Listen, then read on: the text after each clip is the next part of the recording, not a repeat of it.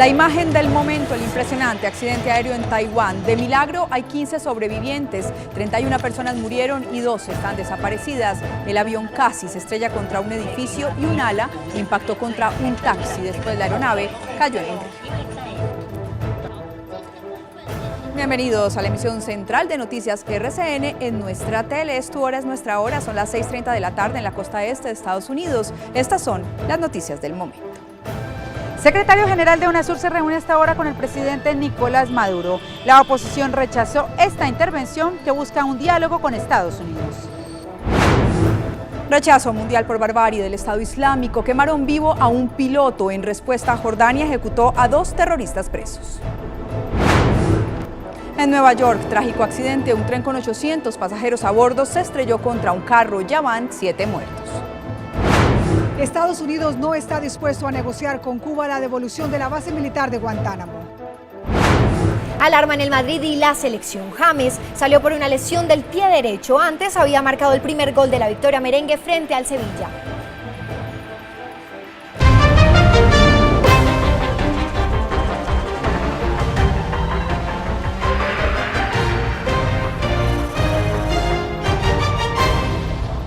Empezamos en Taiwán, la noticia del momento, 31 muertos en tragedia aérea. Un avión de TransAsia Airways con 58 personas a bordo presentó fallas en sus motores, esquivó edificios, un puente y cayó a un río. Todo quedó grabado en videos.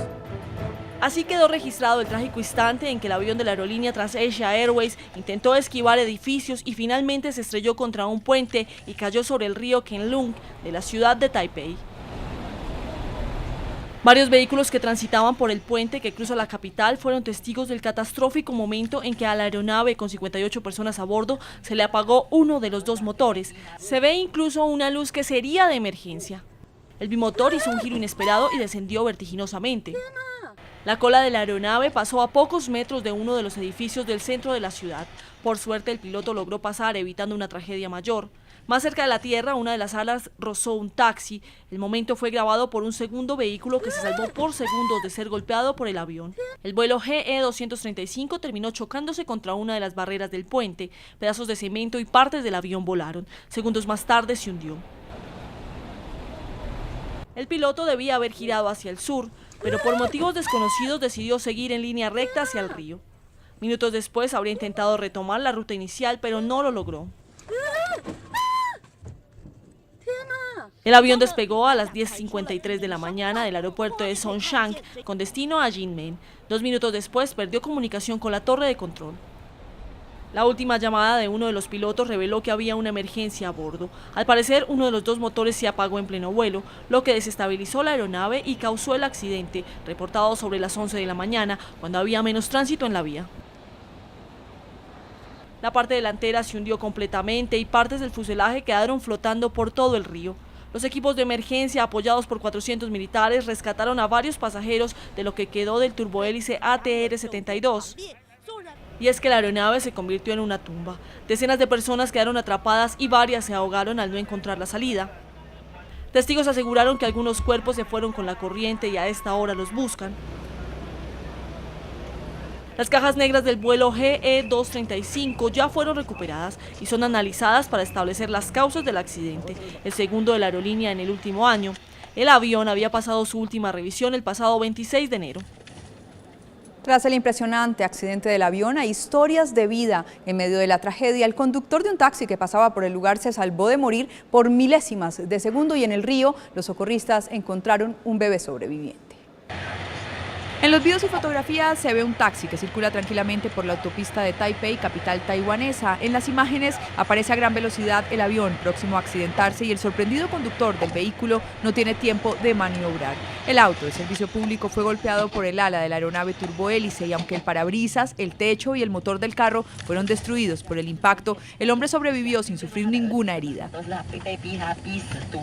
Testigos afirman que tras un chequeo médico el chofer se sentó por varios minutos a la orilla de la vía, abrumado, pero preocupado también por la suerte de los más de 50 pasajeros del avión. A escasos metros del lugar llegaban ya los primeros rescatistas. Gran parte del fuselaje quedó sumergido en el agua, pero los socorristas tuvieron suerte y hallaron temprano los primeros sobrevivientes del vuelo GE-235. Entre ellos un pequeño de 3 años, uno de los 2 niños que iban en el avión rumbo a la isla de Hinman.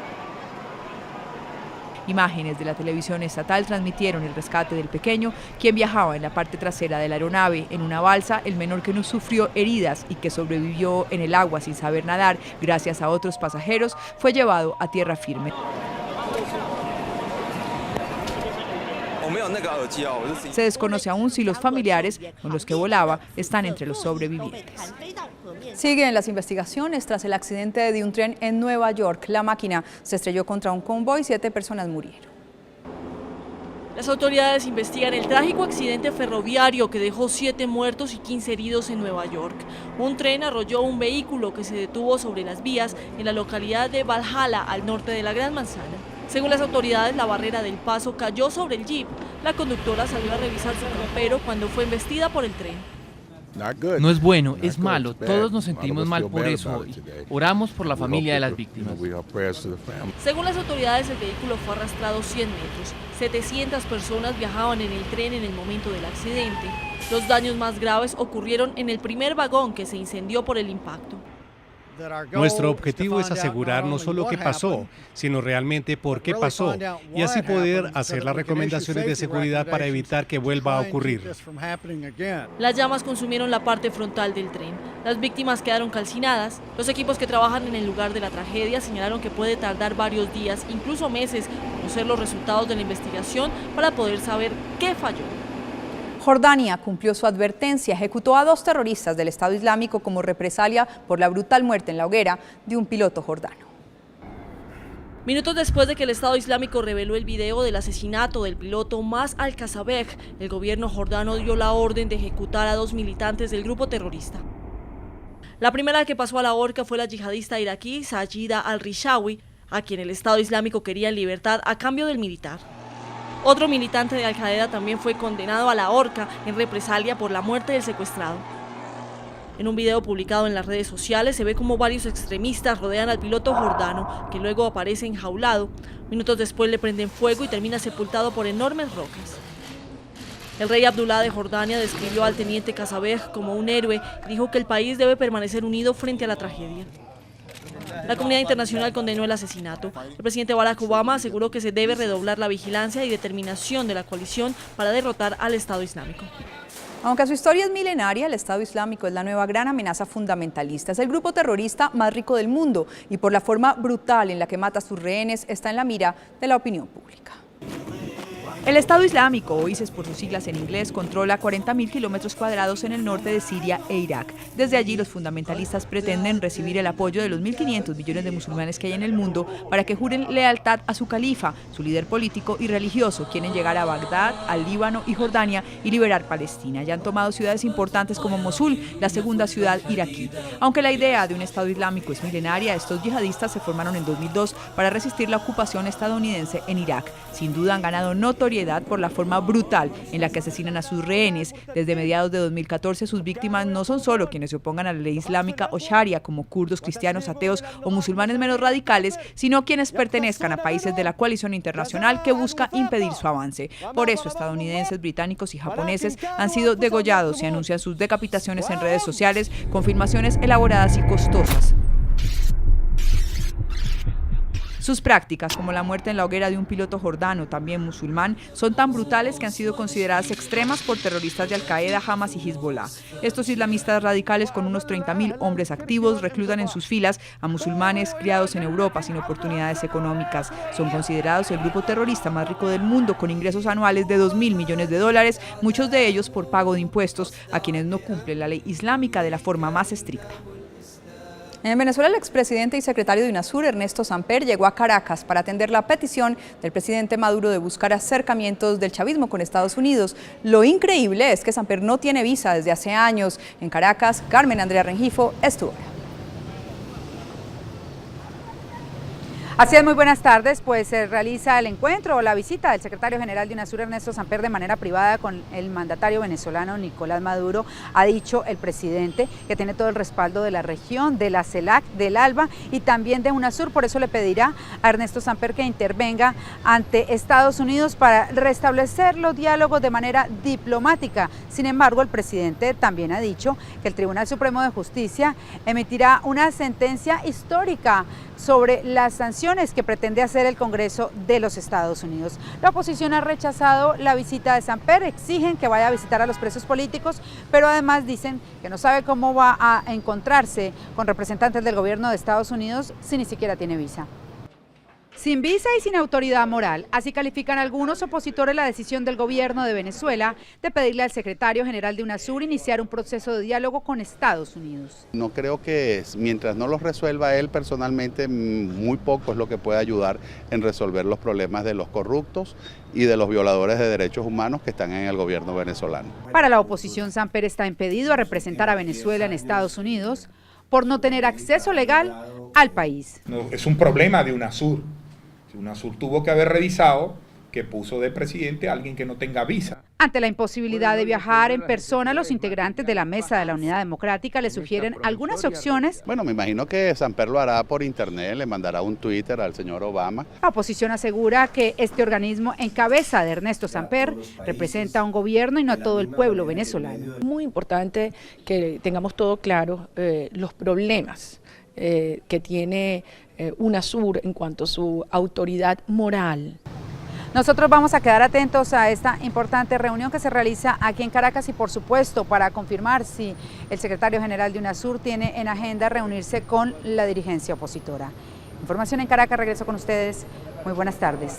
Carmen, gracias. Y el tema de la base naval de Guantánamo no está sobre la mesa de los acercamientos entre Estados Unidos y Cuba. Esa fue la conclusión del gobierno Obama ante el Congreso en Washington. Marta Ávila, es tu hora. Así es, muy buenas tardes. La administración Obama defendió hoy con más vehemencia ante el Congreso su nueva política hacia Cuba. Dice que abrir una embajada no es hacer una concesión, sino abrir un canal de comunicación. Dijo además que el tema de la devolución de la base militar de Guantánamo no está en discusión. Es el segundo debate que enfrenta la administración Obama y como ayer recibió duros golpes de congresistas de ambos partidos. Es patético. Consideran que está claudicando ante el régimen castrista y violando la ley al negociar con un país que apoya el terrorismo. Es un régimen que apesta y oprime. A la mayoría de los congresistas no les gustó que los dos funcionarios de la Casa Blanca que negociaron en secreto durante 18 meses el acercamiento con Cuba se excusaran de participar en el debate y estaban muy preocupados por el futuro de la base militar estadounidense en Guantánamo. El asunto de Guantánamo no está sobre la mesa en estas conversaciones. El gobierno cubano ha planteado el tema y hemos sido claros en que no estamos interesados en tocar ese tema. Para Obama, la política de acercamiento hacia Cuba es menos contraproducente que la del aislamiento. Se espera que este mes se lleve a cabo aquí en Washington el segundo encuentro entre las delegaciones de Estados Unidos y Cuba en el marco de las conversaciones que sostienen sobre política migratoria. Esto es de la capital de Estados Unidos. Regreso con ustedes. Muy buenas tardes. Información desde Washington. Sigan con nosotros. Tenemos muchas más noticias. Ya llega Melina Ramírez con la información deportiva. Ya regresamos.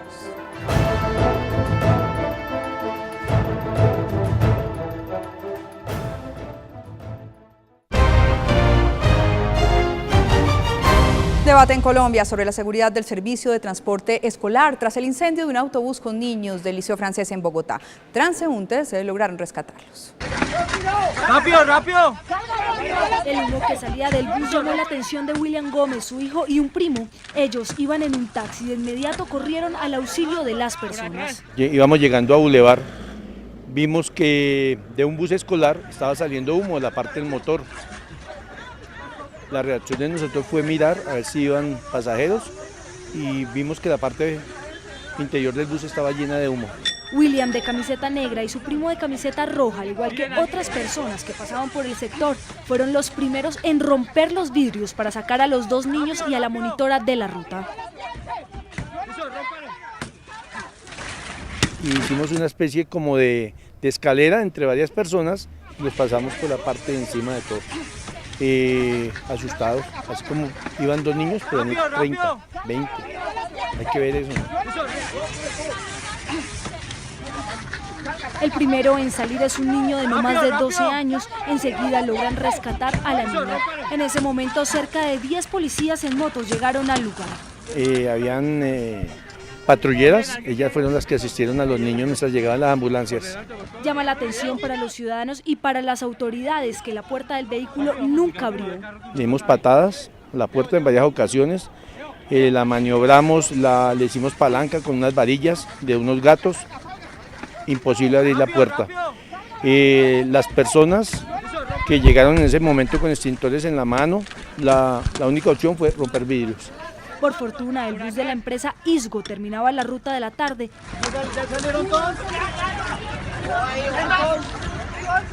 Quien grabó el video, conocido en exclusiva por Noticias RCN, es David Gómez, hijo de William.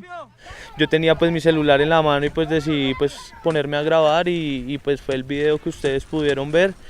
Y pues no, momentos de angustia, pero pues ya al final de satisfacción por saber que pudimos haber colaborado en salvar a estas personas. William asegura que el conductor del bus estaba muy nervioso y fue poco lo que habló con él. Nosotros lo que hicimos cuando sacamos los niños fue dirigirnos al costado izquierdo del bus a desconectar la batería. Él estaba tratando de desconectar la batería y me dijo que el carro de un momento a otro empezó a echar humo. Échale ahí eso ahí. La directora del colegio Liceo Francés aseguró que hace 15 días la Secretaría de Movilidad realizó una inspección a los buses que prestan el servicio de ruta para ese colegio. Nosotros vamos a hacer una reunión para saber exactamente todos los detalles y tomar las providencias necesarias. Los niños fueron atendidos en ambulancias de la Secretaría de Salud y por fortuna no presentaron ninguna lesión de gravedad.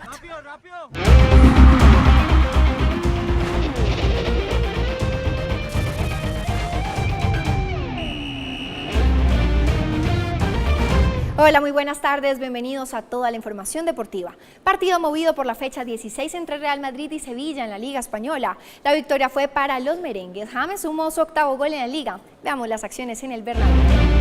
Muy bien, aquí al minuto 12, James Rodríguez de cabeza fue el encargado de abrir el marcador tras esta asistencia de Marcelo. De palomita, hermoso gol. Recordemos que el sábado también había anotado de cabeza muy bien por el colombiano, pero luego al minuto 23 salió lesionado aquí de palomita, espectacular James, poniéndose a punto con esa cabeza que últimamente mete goles. Al minuto 23, como les decía, James lesionado, se prendieron las alarmas, un dolor en el pie derecho y entró Jessé por el colombiano, por el número 10, el mismo que al minuto 35 metió el gol. Aquí Jessé Rodríguez tras una asistencia de Isco, poniendo el 2-0 para el club merengue. A los 80 llegó el descuento un poco tarde del Sevilla que no le alcanzó. Un gol de Iago Aspas, el 2-1 tras una asistencia de Vitolo. Sufrieron en los últimos minutos el equipo de Carlo Ancelotti que ahora espera el clásico frente al Atlético de Madrid el próximo sábado.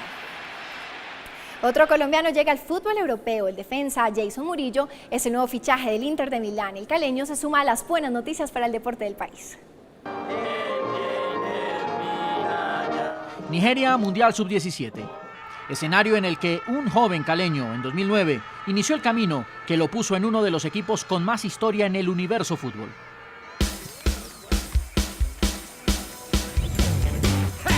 Jason Murillo Cerón, a partir de julio de 2015, defenderá los colores del Inter de Milán, equipo que hace unos años contó con la velocidad de Iván Ramiro Córdoba y después con la potencia de Nelson Rivas.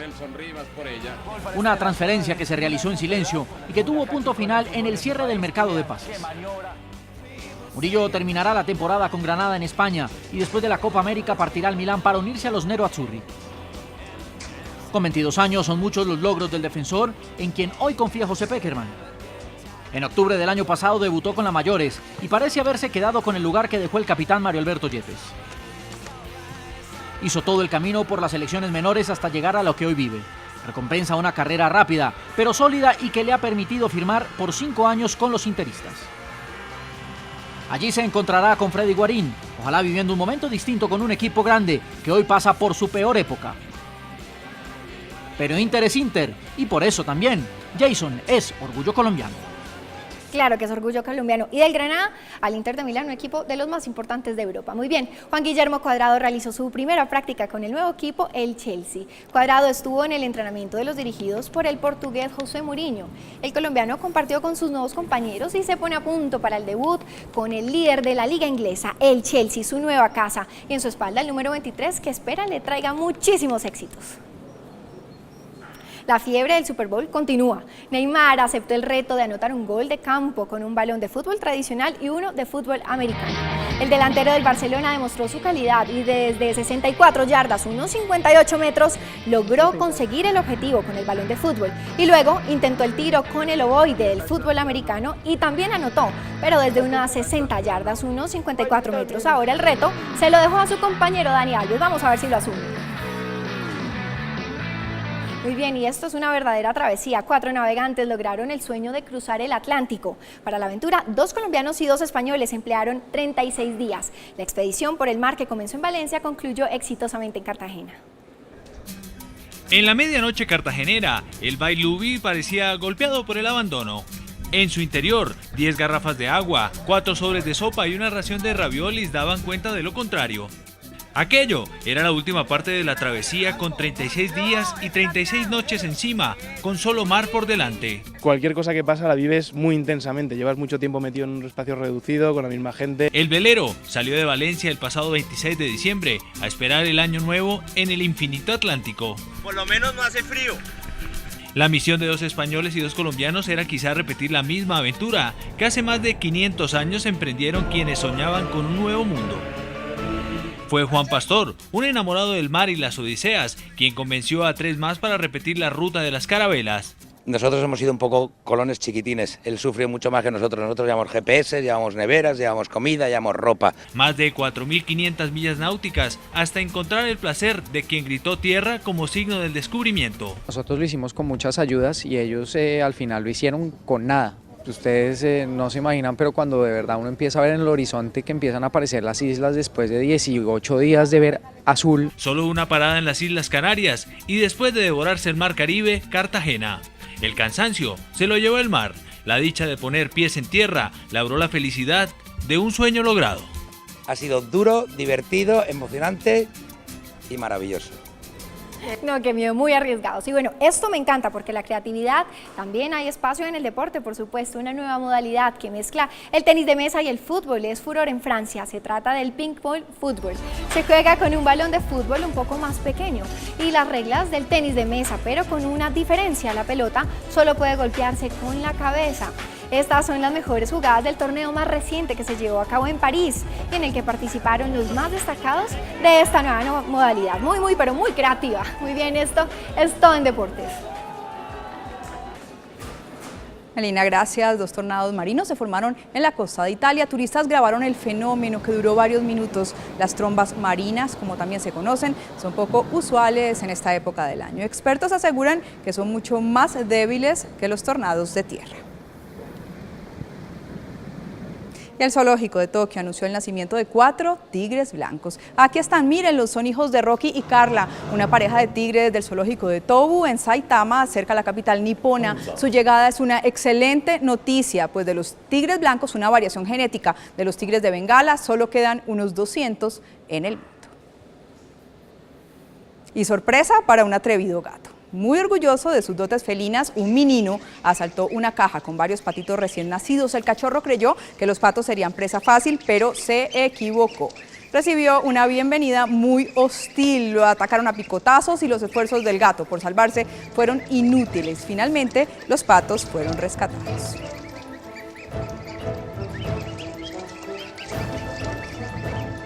Y hasta aquí la emisión central de Noticias RCN por nuestra tele. Es tu hora, es nuestra hora. Una feliz noche para todos.